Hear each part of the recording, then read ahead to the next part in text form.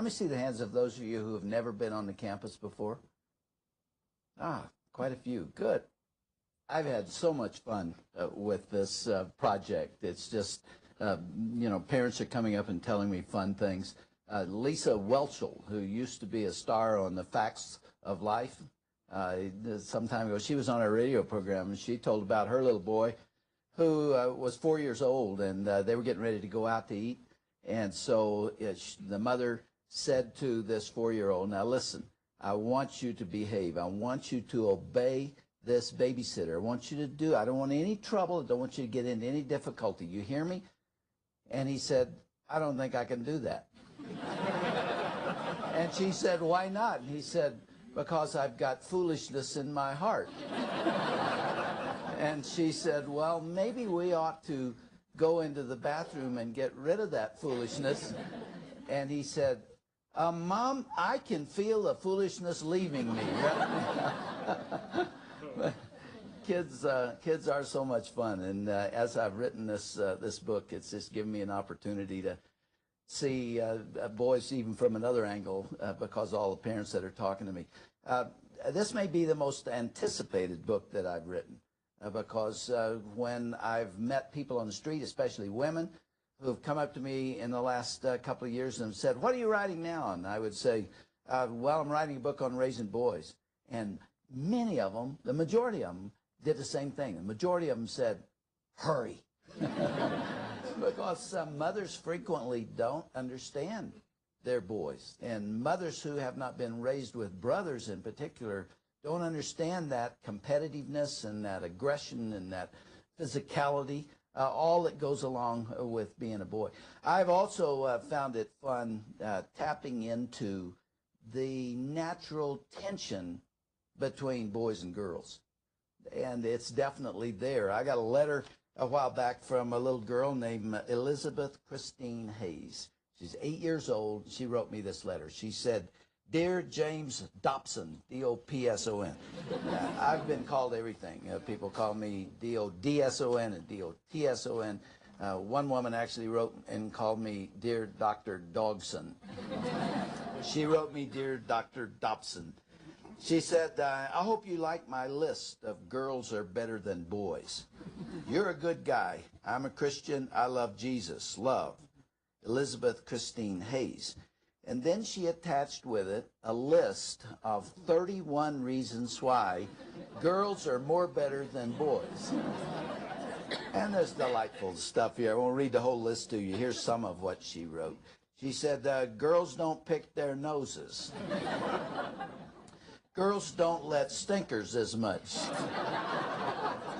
This is earthy stuff, folks. Girls shave more. This kid is 8 years old, and she only has hair on the top of her head, but she's bragging about shaving more. Girls don't have as much body odor. It goes on from there. Girls have more manners. So she sent that to me, and I really enjoyed it. And so in my next monthly letter, which goes to 2.5 million people, I included her letter in her list and asked people to comment on it. What I didn't realize is that a lot of boys read my letter. And I got a lot of very funny and very angry letters from boys. I mean, I got bombed is what I got. I mean, they were really upset. One 8-year-old said Elizabeth doesn't have a clue. Another one wrote, this is Peyton, he's age 8. He said, I was reading through, T-H-R-O-U, I was reading through your letter and I saw the list of 31 reasons why girls are more better than boys. Know what I did with it? I stomped on it. Your friend Peyton, P.S., you have my permission to print this. And then I got just dozens of lists of why boys are more better than girls. Here are some of them. Boys don't have to sit down every time they go. Boys can go to the bathroom in the woods. I don't know what there is about this concentration on elimination, but it came up over and over. Boys can write better than girls, and he's spelled right, R-I-T-E. Boys don't waste their life at the mall. Boys don't cry and feel sorry when they kill a fly. Boys were created first. Whoa. That'll generate some discussion, I'm ready. And you're going to like this one. Boys learn to make funny noises with their armpits faster. That's a real talent, no doubt about it. How about this one? Without boys, there would be no babies. Now, that's a new thought that occurred. And finally, boys are proud of their odor. I guess that relates back to the stinkers comment that Christine had made. Anyway, it's obvious that the war between the sexes begins very, very early. And, of course, women are responsible for it all. Well, boys, that's our focus. But many people have asked me, and I'm sure others have wondered, why only boys? Why are you writing about boys? Why not boys and girls?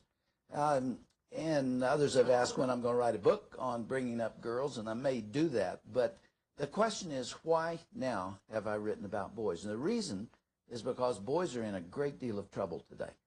Most parents do not know this. Many school teachers do not know this. But the child development clinics around the country, on the university campuses, the child development experts, are all saying this. I mean, this is appearing in the child development journals. Research is coming out on it. And there's really not much doubt now that boys are in a great deal of difficulty. When compared to girls, all of the measurements of physical and emotional and mental health show that it is very one-sided. For example, when compared to girls, boys are 3 times more likely to be on drugs. They're 4 times more likely to be emotionally disturbed. They are 6 times more likely to have learning problems. They are 12 times more likely to murder someone. 4 out of 5 suicides are boys, 80%. 95% of all the juvenile court cases involve boys. There's just, I mean, there are pages and pages of these differences. There is simply no question about it. And furthermore, boys are not linking into life in quite the same way that girls are. You know that boys are not going to college in the same number that girls are. 59% of graduate students are women. There is something happening here. Something is going on with boys. And it's why I became interested in the subject and tried to figure out why. Now, that's a good question. Why? Why is this happening? What is taking place? There's something going on here with males. And I wrote 17 chapters in this book, Bringing Up Boys, and almost all of them, one way or another, revealed a single source. I mean, there's not only one reason that boys are having difficulty, but there is one primary problem that accounts for a good part of it. And that problem has to do with the breakup of the family, the disintegration of the family. And it is, of course, taking place at a very rapid level. I wonder if you all have heard or seen the census report from 1990 to 2000 that was issued in May of 2001. And this report talks about the status of the family and where it is. And that central theme was undeniable. The family is falling apart. This is not just my view. This is now statistically unquestionable because of what is taking place. We have a local paper here in Colorado Springs called the Gazette. Some of you have probably seen it. This is the headline for the Gazette, May 15, 2001, The Nuclear Family Fading. And that came from this census report. What do they base this on? Why do they say this? Why do they say the family is really falling apart? The reason is because of the statistics that came out of this thing. Households headed by unmarried adults have increased 72% since 1990. Between 1990 and 2000, 72%. Since 1960, between 1960 and 2000, living together without the benefit of marriage has increased 1,000%. And what was considered socially unacceptable when I was a kid, we call it shacking up, and there are other words for it, has changed, and now it is pretty much acceptable, and this is occurring in not only this country, but, of course, throughout the Western world, and to some degree throughout the entire world. The family is falling apart. Households headed by single fathers have increased 62% since 1990. Households headed by single mothers have increased 25% since 1990. How about this one? The number of households headed by the nuclear family is below 25% for the first time in our history. The truth of the matter is that has unbelievable significance for us, because the entire culture sits on the foundation of the family.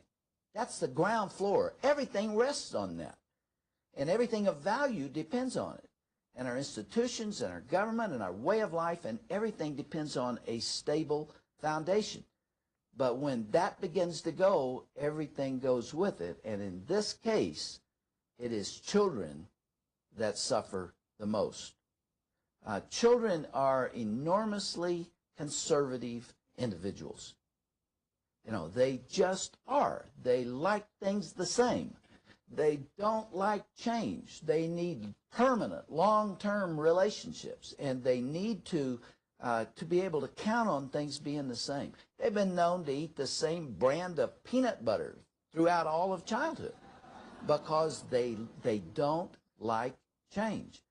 And yet what we're seeing now is the beginning of what could be a world and what appears to be coming, where most children will have 2 or 3 or maybe 4 mothers and 2 or 3 fathers and maybe 6 or 8 grandparents in an ever-changing pattern of living circumstances.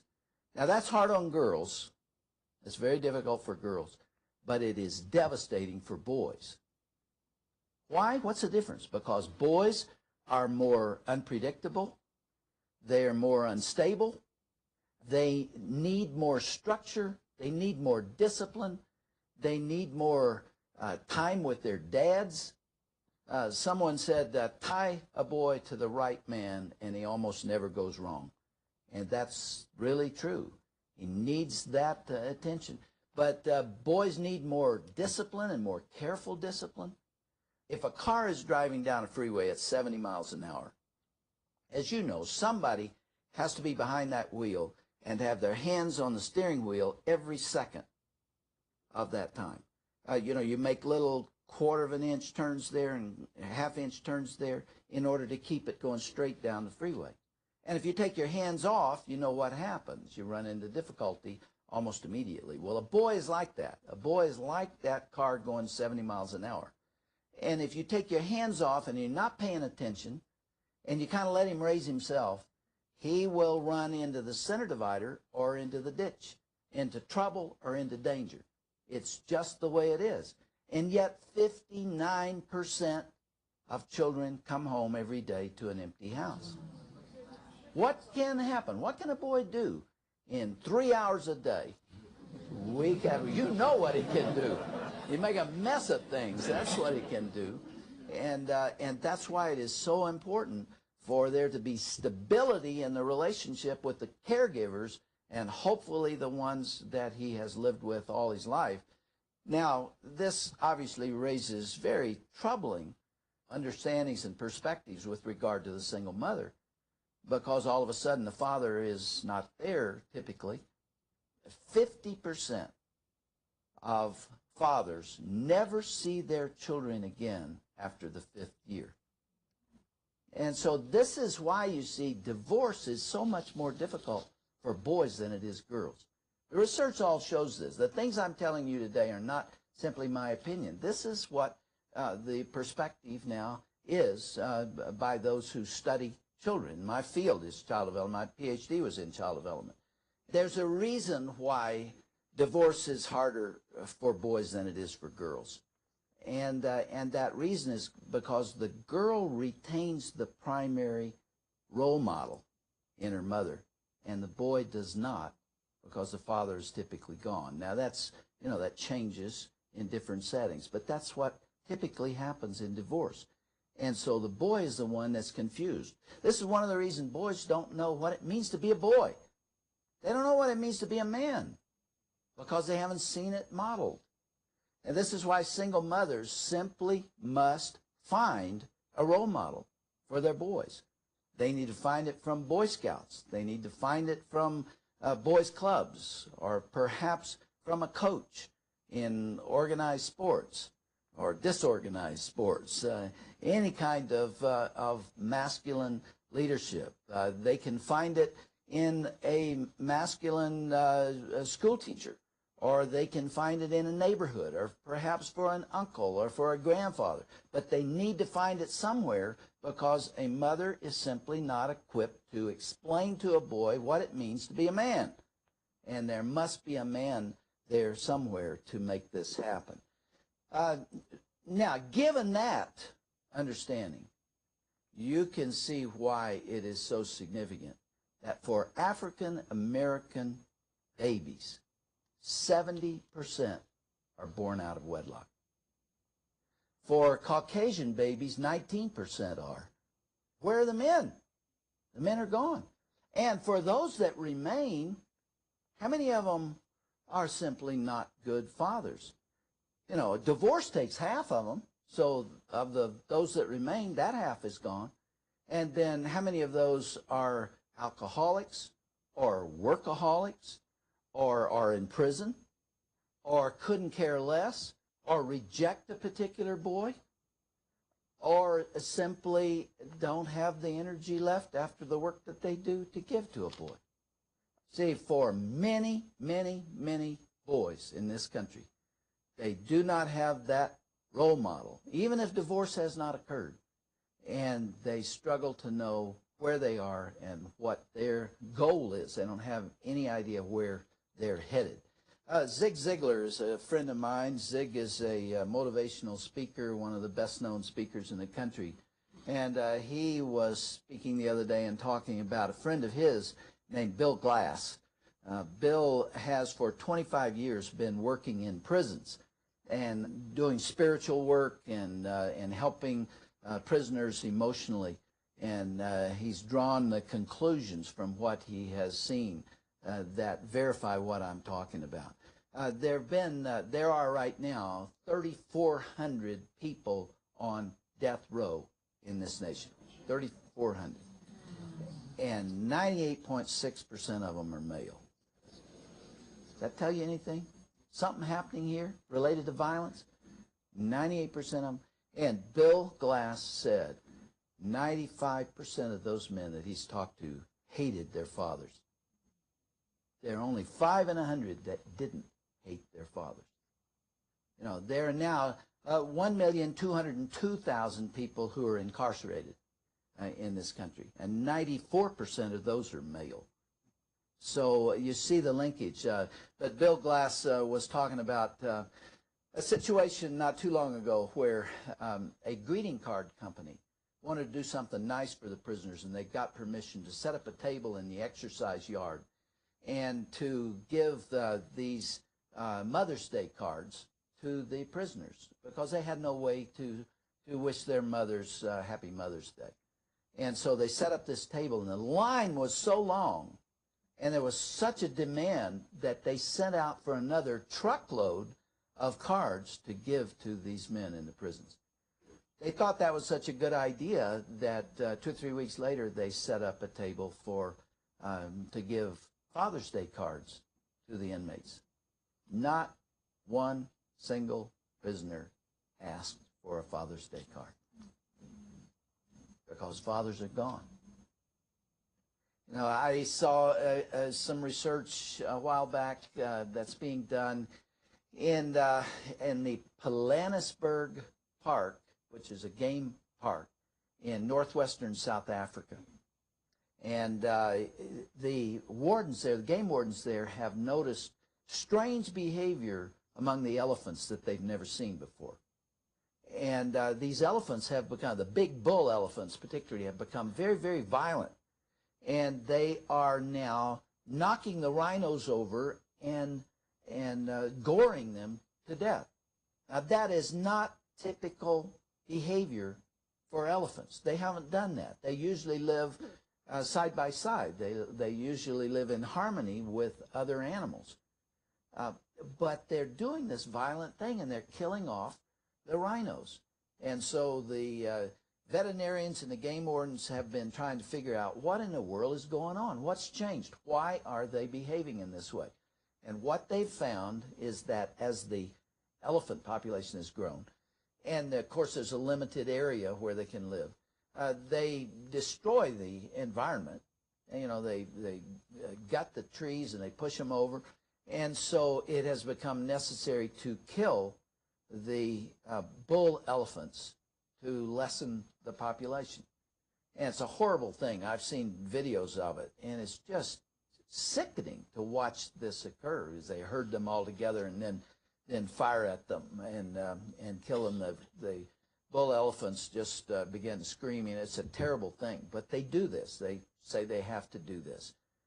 But what that means is that the young bull elephants are raised without the discipline and a role modeling of their fathers. And they grow up to be more violent. And they think that this behavior is related to the fact that the bull elephants who keep them in line and teach them what it means to be a bull elephant, a grown elephant, is missing. Now, I know it's dangerous to extrapolate from animal research to humans, but boy, that seems kind of familiar, doesn't it? I have a friend who was talking to me. He was 58 years of age, and he was talking about his relationship with his own father, or stated another way, the lack of relationship with his own father. Because his dad was a big man in the city. He was very well known. He made money. He was respected, but a very busy man. He never had time for his son, and he just ignored him. And it was a very, very painful thing in his life. And this man was talking and telling me about that. And he said that he had played football when he was in high school, and it was a big high school, and they had a championship football team that he played on, the starting guard. And it came down to the final game for the state championship. And he went to his dad and he said, "Dad, you have never been to a single football game. I've run track. You've never come to a track meet. I am asking you, as a personal favor, I'm asking you this one time to come to this last game. It would mean so much to me. I beg you to come to my game." And his dad said that he would. And the night of the big game, he was down on the field, and he looked up in the stadium, and he saw his dad come in. He came in with two other men, and they were all wearing business suits. And he stood there on the field and looked up and watched them as they talked to each other, paying no attention to what was happening on the field. And after about 10 minutes, they turned and left. And this man looked at me at 58 years of age and wept as he told me what that felt like when his dad left. All those years later, it still touches him. Never underestimate the power that a father and mother, but especially a father, has in the life of a child. Well, his dad died several years ago. And this man went to the funeral home to say goodbye to his dad. And he went into the place where the casket was, and the rest of the family left, and they closed the door, and he was in there alone. And he stood there talking to his dad, and he said, "Dad, we could have had so much love together, but I never really knew you." And he just sobbed and wept there. Never, ever underestimate the power of a father to either hurt or help a child, especially a boy. Because if he does not do that job, there's an ache in his chest that will last the rest of his life. I wish I had time. I wish I could take a microphone and go around. We won't do it today. It'd be too personal. But I would like to interview all the men and ask how many of you here had a relationship with your father that was healthy and nurturing and caring. I was one of those people. I was so blessed. I talk often about my dad. My relationship with him has really played such a key role in who I am today. My dad told me years later that when I was 2, we lived in a very small house. My father was a minister, and we only had a 1-bedroom house, and so my little crib was actually in the bedroom with my parents, up next to their bed.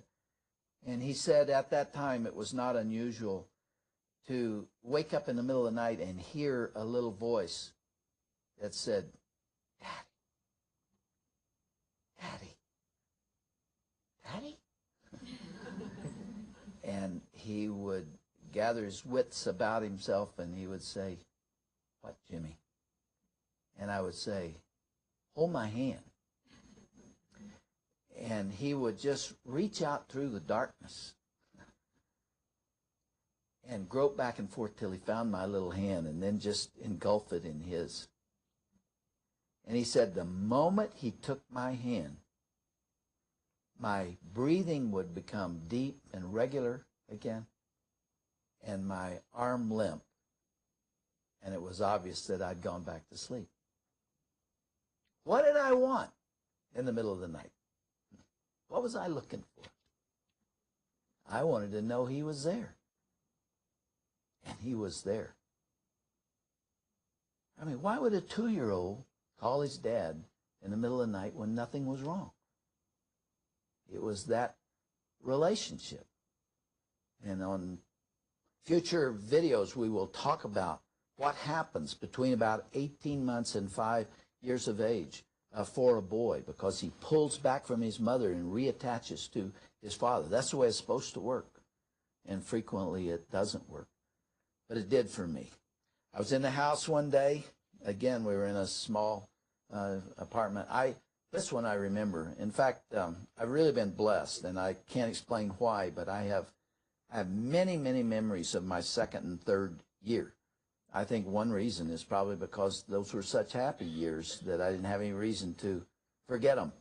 But I was in the house with my mother, and a knock came on the door. And my mom said, "Why don't you go to the door this time?" And she and my dad had cooked up something. And I went to the door and I opened it, and my dad was standing there. My dad was 6'4". He looked like Goliath to me. And he had a smile on his face. He said, "I want you to come with me. I'm going to show you something." And so I went toddling out with him. We went around to the side of the house where he had hidden a big blue tricycle. It's the most beautiful thing I've ever seen in my life. There's no car I've ever owned that could compete with that thing. It was probably no bigger than this, but it looked like it was about like this. And it's one of the most exciting days. My dad did that for me. And I remember it to this moment. I was in the latter part of my second year, and I remember that today. And there have been so many experiences like that. Just walking along with him, with my hand in his. I had to run to keep up with him, but being proud to be with him. It was just a marvelous thing. And as we got older, we've hunted together and fished together. And you know what? It made me want to be like that man. It made me want his values for my values, and his beliefs for my beliefs, and his God for my God. I never got mad at my parents. I never went through a lot of adolescent rebellion because I had no reason to be mad at them. My mother was also very wise and very caring. But I regret the fact that so few adults can look back on a childhood and remember those kind of experiences. But they are so very, very critical to boys in particular. I want to say to the fathers who are here today, you've heard all this before. This is not new to you. Maybe it's a matter of motivation, a matter of having it called to your attention. But those kids that are around your feet are more important than what you're doing professionally. Do you believe that? I mean, it's such a short period of time. They're going to be gone before you know it. And it is so important to invest yourself in those children.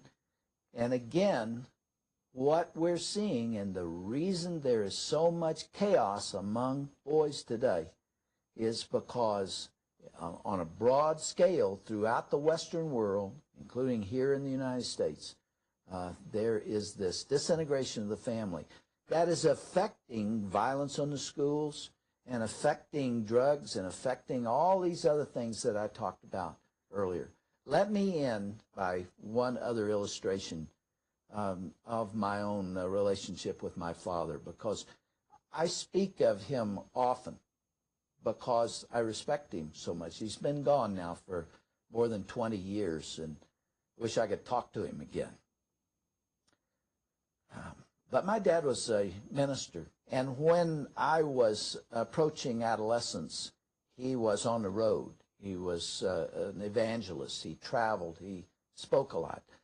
And he would be gone for 6 weeks, and then he would come home, and we would have time together. So he made up for it. But when I was 16 years of age, like, other rambunctious adolescents, I began giving my mother a hard time. I never really got into a lot of trouble. Shirley and I were virgins when we got married, and I'm thankful that we were.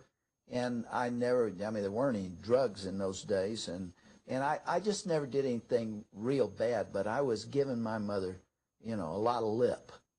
And I'll never forget the night it kind of came to a head. I mean, this stands out like a neon light in my mind. She went to the telephone, and she called my dad. He was off someplace 1,000 miles away. And she called him, and I was around the corner listening to her. And she didn't tell him a whole lot about what was going on. She simply said, "I need you." My dad came home, put our house up for sale, and canceled a 4-year slate of meetings. My father was a prominent evangelist in our church. Took a church 700 miles away, a pastor, and moved our family down there so that he could be with me the last 2 years of my high school. And he saved me. I was heading in the wrong direction. My car was beginning to turn into the center divider or the ditch. I don't know what would have happened to me. Maybe nothing, but maybe a whole lot. But my dad cared enough about me to put me at a time that I needed him above his profession, even a profession of the ministry. He was doing God's will, and he knew that's what he was doing. And yet there was something more important than that primary ministry for 2 years. And he came home, and we spent time hunting together and being together. He pulled me right back from that. Are you guys willing to do the same? See, my dad never recovered from that professionally. Time goes on and people forget you, and when he came back, he was less known. He never recovered from that. But it didn't matter to him. He never looked back because he made the contribution to my life. And that's one of the reasons that I speak of him in glowing terms. He was not a perfect man. He would be embarrassed if he were here today and heard me say these things, perhaps. But I know the contribution that he made to my life. Well, again, thank you all for being here. We're out of time. I hope this has been helpful to you. God's blessings to you all as you raise those precious boys and girls.